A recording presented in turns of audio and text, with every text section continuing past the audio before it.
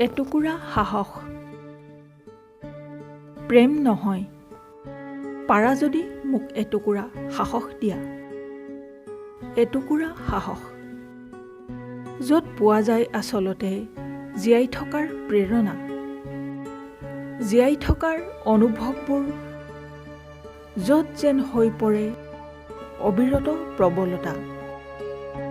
মোক এটুকুৰা সাহস দিয়া, পাৰা যদি মোক এটুকুৰা সাহস দিয়া।